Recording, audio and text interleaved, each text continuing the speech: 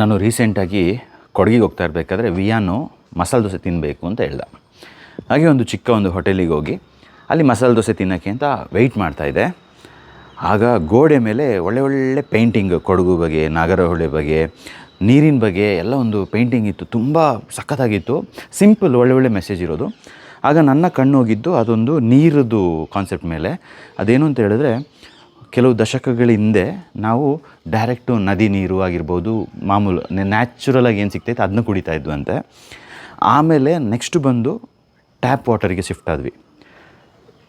ಆಮೇಲೆ ನೆಕ್ಸ್ಟ್ ಬಂದು water ಬಾಟ್ಲಿಗೆ shift ಆದ್ವಿ.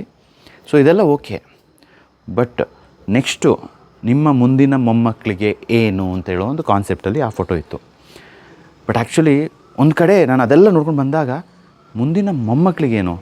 ಸೊ ಈ ಟೈಮಲ್ಲಿ ಕಾನ್ಸೆಪ್ಟ್ ಏನು ಅಂತ ಹೇಳಿದ್ರೆ, ಅಯ್ಯೋ ನಾವು ಈ ಪ್ರಪಂಚದಲ್ಲಿ ಎಷ್ಟು ವರ್ಷ ಇರ್ತೀವೋ ಗೊತ್ತಿಲ್ಲ, ಅಲ್ಲಿಂದ ನಾವು ಹೊರಟೋಗ್ತೀವಿ, ಇನ್ನು ಏನಾದರೂ ಮಾಡ್ಕೊಳ್ಳಿ, ಮಕ್ಕಳ ವಿಷಯ ನಮಗೆ ಯಾಕೆ ಅಂತ ಹೇಳೋ ಒಂದು ಕಾನ್ಸೆಪ್ಟಲ್ಲಿ ಕೆಲವರು ಇರ್ತಾರೆ. ಬಟ್ ಬನ್ನಿ ಒಂದು ವಿಷಯನ ಡಿಕೋಡ್ ಮಾಡ್ತೀನಿ. ಪ್ರಾಬಬ್ಲಿ ನಾನು ಕಲ್ತಿರುವಂಥ ಕೆಲವು ವಿಚಾರಗಳು, ಓದಿರುವಂಥ ಕೆಲವು ವಿಚಾರಗಳು ಎಲ್ಲ ಏನು ಮಾಡಿಬಿಟ್ಟು ಸಿಂಪಲ್ಲಾಗಿ ನಿಮಗೆ ಅರ್ಥ ಆಗೋ ಥರ ಒಂದು ಕಾನ್ಸೆಪ್ಟ್ ಹೇಳ್ತೀನಿ. Beautiful concept. ನಾವಿವಾಗ ಹುಟ್ಟಿರೋದು ಒಂದು ಮ್ಯಾಜಿಕ್ಕು. ಅದು ಎಲ್ಲಿಂದ ಬಂದ್ವಿ, ಏನು ಕತೆ, it's all in the creator ಅಲ್ವಾ? ಅದೇ ಥರ ನಾವು ಸಾಯೋದು ಕೂಡ ಒಂದು ಮ್ಯಾಜಿಕ್ಕು. ಲೈಫಲ್ಲಿ ಸತ್ತ ಮೇಲೆ ಎಲ್ಲಿಗೆ ಹೋಗ್ತೀವಿ ಅಂತ ನಾವು ಎಲ್ಲ ಬೇರೆ ಕಡೆ ಕಲ್ತಿರ್ತೀವಿ. ಅಲ್ಲಿ ಸ್ವರ್ಗ, ಇಲ್ಲಿ ನರ್ಕ ಅಂತೆಲ್ಲ ಹೇಳ್ಬಿಟ್ಟು. ಸೊ ಇವತ್ತು ಡಿಕೋಡ್ ಮಾಡಬೇಕಾದ್ರೆ ಇದನ್ನ ಕ್ಲಿಯರಾಗಿ ಅರ್ಥ ಮಾಡ್ಕೊಳ್ಳಿ. ನಾವು ಸತ್ತ ಮೇಲೆ ವಿ ಹ್ಯಾವ್ 3 ಚಾಯ್ಸಸ್. ಓಕೆ, ಈ 3 ಚಾಯ್ಸಸ್ ಅಂತ ಯಾವುದು ಅಂತ ಹೇಳ್ತೀನಿ. ಫಸ್ಟ್ ಒನ್ ಬಂದು ಸ್ವರ್ಗ, ಹೆವನ್. ಯಾಕೆ? ನಾವು ನಮ್ಮ ಪಾಠಗಳನ್ನ ಈ ಪ್ರಪಂಚದಲ್ಲಿ ಕಲ್ತಿರಬೇಕು. ಈ ಒಂದು ಪ್ರಕೃತಿಗೆ ಎಷ್ಟಾಗುತ್ತೋ ಅಷ್ಟು ಒಳ್ಳೇದು ಮಾಡಿರಬೇಕು. ಜನರಿಗೆ ತುಂಬ ಒಳ್ಳೇದು ಮಾಡಿ ಎಲ್ಲರೂ ಒಂದು ಲೈಫಲ್ಲಿ ನಾವು ಏನೋ ಒಂದು ಪಾಸಿಟಿವ್ ಮಾಡಿ ಇಟ್ಟು ಎಲ್ಲ ಮುಗಿಸ್ಕೊಂಡು ನಮ್ಮ ಒಂದು ಕಾರ್ಮಿಕ್ ಡೆಟ್ಸ್ ಅಂತ ಏನಿರುತ್ತೆ ಅದನ್ನ ಮುಗಿಸ್ಕೊಂಡು ಹೋದರೆ ವಿ ವಿಲ್ ಗೋ ಟು ಸ್ವರ್ಗ, ಹೆವನ್. ಆಪ್ಷನ್ 1 ಆಯ್ತಲ್ಲ. ಆಪ್ಷನ್ 2 ಯಾವುದು ಅಂತ ಹೇಳಿದ್ರೆ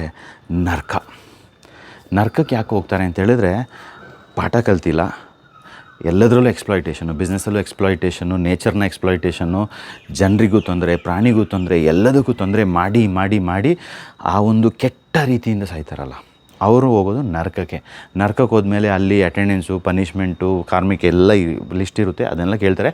ಐ ಮೀನ್ ಸೈಂಟಿಫಿಕ್ಕು, ರಿಲಿಜಿಯಸ್ಸು ಏನೇ ನೋಡ್ಕೊಳ್ಳುವ, ದೇರ್ ಈಸ್ ಸಮಥಿಂಗ್ ಅಥೆಂಟಿಸಿಟಿ. ಅದು ಇನ್ನೂ ನಮಗೆ ಏನು ಅಂತ ಅದ್ರ ಬಗ್ಗೆ ಜಾಸ್ತಿ ಗೊತ್ತಿಲ್ಲದೋದ್ರು, ಬಟ್ ಏನೋ ಒಂದು ಇರುತ್ತೆ. That is called Narka.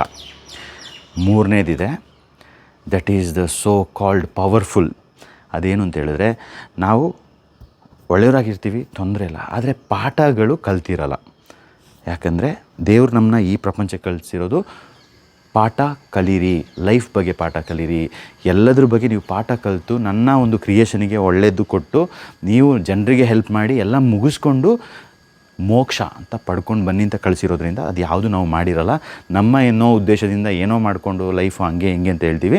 So ಅಲ್ಲಿ ಏನಾಗುತ್ತೆ, ನಮ್ಮ ಒಂದು ಆ ಸ್ಪಿರಿಟು ಅಂದರೆ ಸೋಲು, ಆತ್ಮ ಹೋಗುವಾಗ ಅಲ್ಲಿ ಬಂದು ನೆಗೆಟಿವ್ ಎನರ್ಜಿ ಬಂದು ಸ್ಟಾಪ್ ಮಾಡಿ ನಮ್ಮನ್ನ ಅವರು ಪಾಸಿಟಿವ್ ಥರ ಮಾಡಿ ಅವ್ರೇನು ಹೇಳ್ತಾರೆ, ನಿಮ್ಮದು ಇನ್ನೂ ಆಗಿಲ್ಲ ಕೆಲಸ, ನೀವು ವಾಪಸ್ ಹೋಗಿ ನಿಮ್ಮ ಪ್ರಪಂಚದಲ್ಲಿ ನೀವು ಪುನಃ ಬದುಕಿ ಅಂತ ಕಳಿಸ್ತಾರೆ.